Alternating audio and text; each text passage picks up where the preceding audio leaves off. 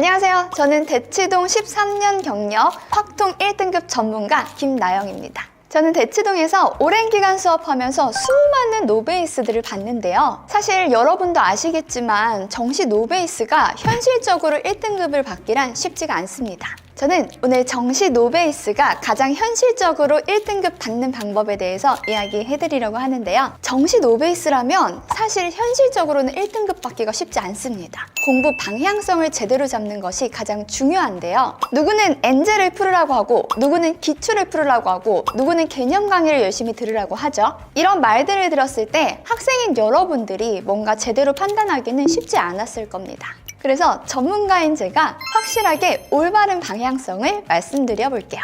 실제로 제 학생이 1학년 때 5등급이었거든요. 근데 저와 같이 겨울방학 수업을 하고 나서 2학년 1학기 중간에 무려 1등급을 한 번에 받아냈습니다. 저랑 같이 수업한 시간이 2-3개월 정도로 굉장히 짧았을 거 아니에요? 근데 어떻게 해서 바로 1등급을 찍고 그 이후로 보는 시험마다 족족 계속 1등급을 유지해서 성균관대 합격할 수 있었을까요? 또한 제가 올해 가르쳤던 주 1회 반 친구들 같은 경우는요, 약 50%가 1등급을 받았거든요. 이 친구들이 원래부터 잘했던 건 아닙니다. 이 친구들의 99%가 3등급 이하에서 시작을 했습니다. 그리고 놀라운 건 이 중에 한 명을 제외하고는 모두 확통 선택자들인데요. 1등급 학생들 중에 확통 선택자가 5%도 안 된다는 것을 생각한다면 꽤나 대단한 성과라고 볼 수 있을 겁니다. 물론 제가 잘 가르쳤기 때문에 이런 성과가 나왔다고 말씀드릴 수 있을 것 같아요. 자, 그러면 어떻게 이 친구들이 노베이스에서 1등급이 될 수 있었을까요? 딱 3가지만 기억하세요. 첫 번째는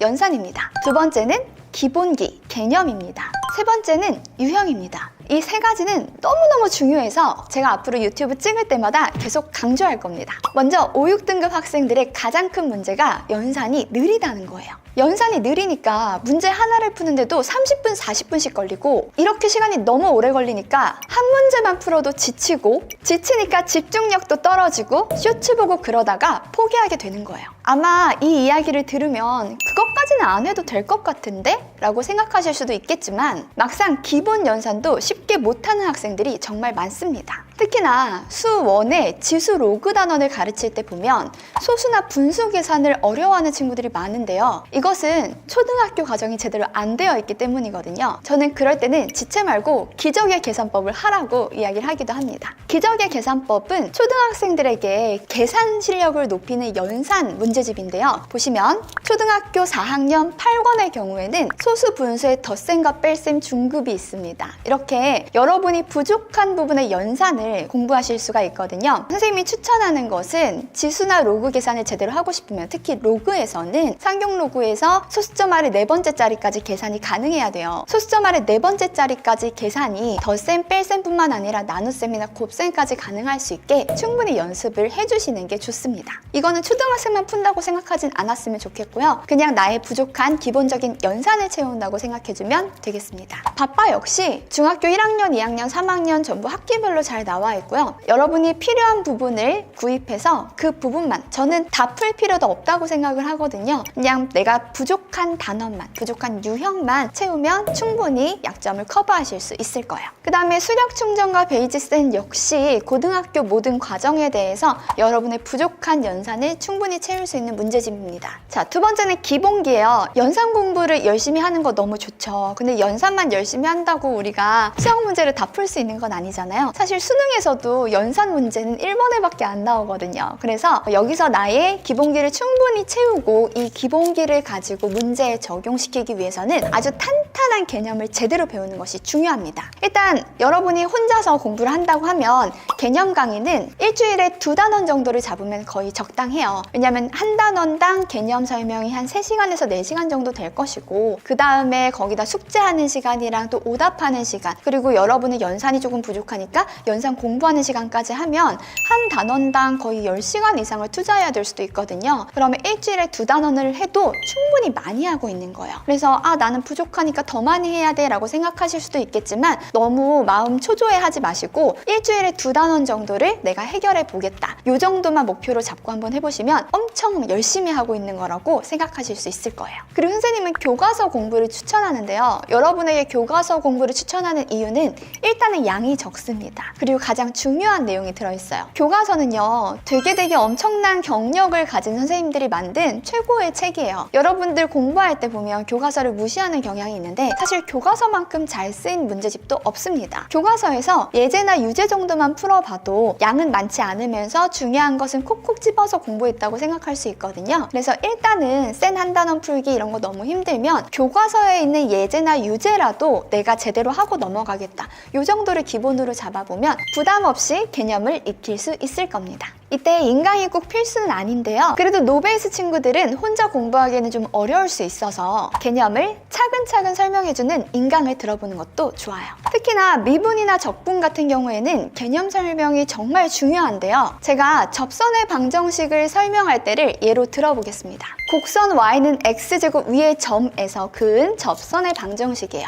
이 문제는 난이도가 어려운 문제는 아닌데요. 그럼에도 불구하고 아직 못 푸는 친구들이 있단 말이에요. 선생님은 요거를 설명할 때 어떻게 하냐면 일단 보세요. 자, 접선의 방정식이다. 그러면 접선이 뭔지를 한번 일단 생각해야 돼. 일단 접선도 잘 모르는 친구가 되게 많아요. 접선이란 뭘까요? 접선이란 한 점에서 만나는 걸까요? 그렇지 않습니다. 여러분, 이렇게 생긴 친구의 접선은, 이 점에서의 접선은 그러면 얘도 되고 얘도 되고 얘도 되는 걸까요? 말이 안 되죠. 접선의 정의가 무엇인지 생각해 보면 좋아요. 이 점에서의 접선의 정의라는 것은 이 점 기준으로 이쪽에서 오는 두 점으로 만든 직선의 기울기. 근데 이 점이 요 점으로 다가와. 요 기울기, 더 가까이 기울기, 더 가까이 기울기, 더 가까이 기울기. 그리고 같은 방법으로 이쪽에서 점을 잡아서 이렇게 잡은 이 직선의 기울기. 근데 더 얘는 가만히 두고 이쪽에서 이쪽으로 가까이 점을 잡아가면서 요 기울기, 요 기울기, 요 기울기를 보는 거예요. 그래서 양쪽에서 오는 이 기울기의 극한이 바로 접선의 기울기이고 양쪽에서 오는 직선의 극한이 바로 접선입니다. 접선이란 따라서 직선이에요. 접선이라는 것이 직선이라는 것을 인식하는 것이 굉장히 중요합니다. 그럼 여러분, 혹시 직선의 방정식 알고 있나요? 직선의 방정식에 대한 개념을 간단하게 정확하게 기억을 하고 있어야 돼. 직선을 구하기 위해서 두 가지가 필요해요. 첫 번째는 기울기. 그렇지, 기울기. 두 번째는 한 점. 기울기와 한 점으로 만들 수 있는 게 직선이에요. 다시 얘기해서 나는 접선의 방정식을 구해야 되고 접선이란 곧 직선이고 직선을 구하기 위해서는 그 점에서의 기울기와 한 점이 필요한 거니까 내가 구해야 할 것 두 가지가 무엇인지 목표 설정이 바로 되는 거야. 자, 그 다음에 기울기랑 한 점을 알 때 직선의 방정식 기억하나요? 중학교 때 배운 건데 다시 한번 떠올려보면 기울기를 m이라고 하고 한 점을 p, q라고 하면 기울기가 m이고 원점을 지나는 직선의 방정식이 y는 mx인데 이 친구를 x축으로 p만큼 y축으로 q만큼 평행이동시켜서 만든 거였어요. 그럼 우리는 이제 기울기랑 한 점만 구해서 저기다 넣어주면 되는 거지. 그럼 기울기를 어떻게 구하죠? y는 x제곱을 fx라고 두면 얘가 x제곱이 되는데 이 친구를 미분을 때려주면 2x가 될 거고 점 x에서의 기울기가 바로 미분 계수죠. 그래서 f'1 x가 1일 때니까 2 곱하기 1 따라서 기울기가 2다. 그 다음에 한 점은 어디에 있어? 문제에 주어져 있지. 위에 있는 점이고 1,1입니다. 따라서 얘는 점 1,1을 지나고 기울기가 2인 직선이 된다는 거죠. 그럼 방금 구한 것을 요따가 대입만 예쁘게 해주면 끝나겠네? 따라서 y는 m 2에다가 x 빼기 1 더하기 1 요게 바로 정답이 된다. 자, 이렇게 구체적으로 설명해 줄 때 노베이스 친구들이 이해를 잘하더라고요. 이건 제 학생들이 이런 설명 방식을 좋아해서 이렇게 말씀드린 거고요. 꼭 제 수업이 아니더라도 여러분이 한번 들어봤을 때 정말 이해가 잘 되고 나는 이 정도는 해낼 수 있겠다 하는 선생님을 찾아본다면 도움이 많이 될 겁니다. 수학은 이해가 되어야 재미있고 실력이 늘거든요. 여러 OT를 참고하셔서 맞는 선생님을 찾아보시면 좋을 것 같아요. 자, 자, 그럼 이렇게 연산 능력을 기르고 강의를 열심히 들어서 개념도 습득을 했다면 이것을 문제에 잘 적용시키는 연습도 충분히 해줘야 되겠죠. 제가 친구들에게 수학은 이론 과목이 아니고 실기 과목이다라는 얘기를 정말 많이 해요. 왜냐하면 선생님이 문제 푸는 걸 열심히 보고 암기한다고 해서 시험장에서 내가 혼자 풀 수 있는 건 절대 아니거든요. 문제를 보고 내가 스스로 배웠던 개념을 적용시켜서 스스로 첫 번째 식을 쓰고 마지막 계산하는 것까지 하나도 틀리지 않아야 정답이 나올 수 있어요. 그럼 여러분, 문제가 어떤 유형들이 있고 각각의 유형마다 내가 배웠던 개념을 어떻게 적용시키는지 연습을 하는 것이 정말 중요한데요. 국민 공통교육과정이 거의 쌤입니다. 여러분, 기본적으로 어느 정도의 유형은 알고 있어야 돼요. 근데 만약에 내가 쌤보다 조금 더 쉬운 걸 바란다. 사실 쌤이 2, 3등급 친구들에겐 적당하다고 생각이 드는데 노베 친구들에겐 제가 보기도 좀 어렵거든요. 근데 내가 개념이나 연산이 어느 정도 되었다면 라이트 쌤으로 한번 해보는 걸 추천을 합니다. 라이트 쌤을 해보고 쌤 하기가 조금 두려우면 개념 원리 RPM이라던가 쌤 B만 따로 팔기도 하니까 쌤 B만 한번 해보는 것도 좋을 것 같고요. 그 다음에 마플 시너지는 양치기를 하는데 도움이 돼요. 실제로 제 학생이 1월에 노베였어요. 정적분 기호도 모르던 노베였는데 이 친구가요, 양치기를 함으로써 수능 때 8번까지 푸는데 2분 30초밖에 걸리지 않았다고 합니다. 앞에 시간을 어느 정도 줄여줘야 뒤에 어려운 문제 풀 수 있는 시간이 또 충분히 나오는 거거든요. 1번부터 8번까지 이 정도 좀 쉬운 문제들은 가능하면 30초 안쪽으로 답이 땅땅땅땅 나와줘야 되는데 이런 거는 어느 정도는 양치기를 해줬을 때 그 실력이 팍팍팍 나올 수 있는 거거든요. 그래서 수학은 잘 보면 공부 잘하는 친구들이 더 많이 풀어요. 원래 잘하는데 그 잘하는 감각을 잃지 않기 위해서 정말 많이 풀고 있잖아요. 많이 풀면 정말 좋습니다. 만약에 내가 이 정도까지 풀 수 있는 실력이다, 나 양치기 좀 해보고 싶다, 그러면 마플 시너지 한번 풀어보는 것도 추천을 드립니다. 사실 또 앞에 제가 추천했던 거는 모의고사 유형서는 아니죠. 그럼 지금까지 했던 기본기들을 수능 실전 문제에 어떻게 적용시킬지도 공부를 해주는 게 좋습니다. 그 중에 가장 쉬운 게 3점 문제만 모아서 있는 N기출 이런 게 있고요.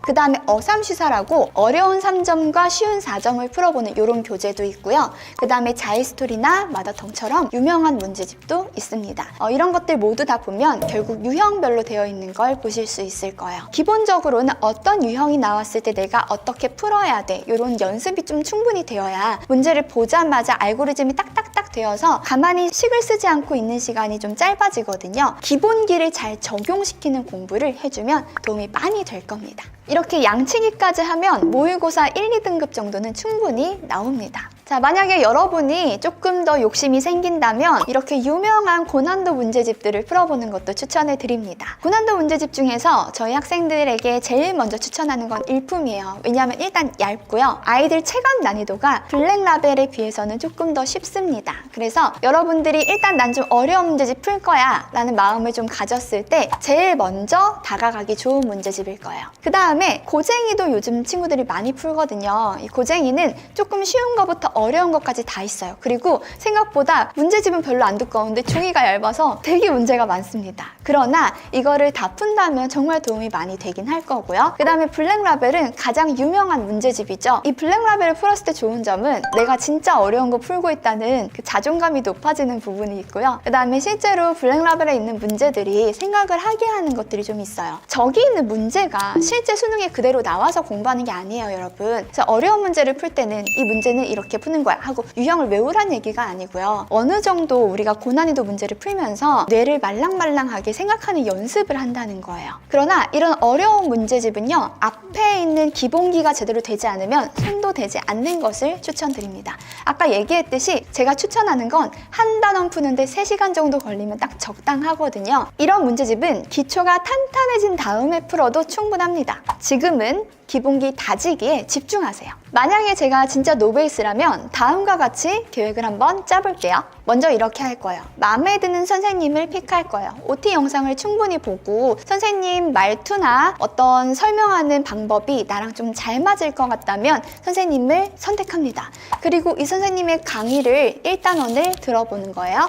그 다음에 나는 노베라 연산부터 좀 해야 되는 친구니까 배운 것과 관련된 연산 교재를 그 단원에 해당하는 부분을 먼저 할 거예요.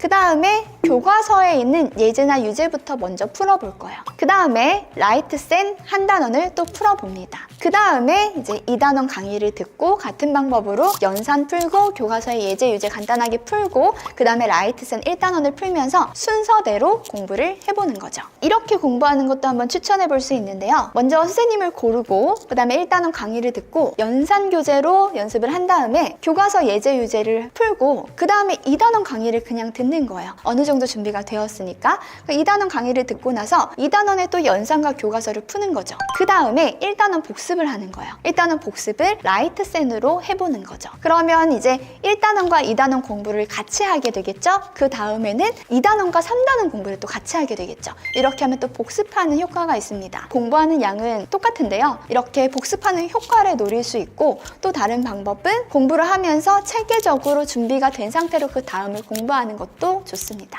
이렇게 해서 라이트 센 수준까지 여러분 공부가 된다면 그때는 국민 난이도인 센 B스텝 정도는 푸실 수 있을 거거든요. 이전보다 확실히 센이 쉽게 느껴질 겁니다. 이렇게 해서 제가 지금까지 13년 동안 학생들을 가르치면서 느꼈던 노베이스 공부 방법을 같이 이야기해봤는데요. 오늘 말씀드린 방법으로 4, 5등급에서 1등급을 받고 성균관대 합격한 친구도 있고요. 확통 선택자임에도 수능 수학 1등급을 받은 학생도 있습니다. 여러분도 충분히 하실 수 있으니까 오늘 알려드린 방법대로 꼭 해보세요.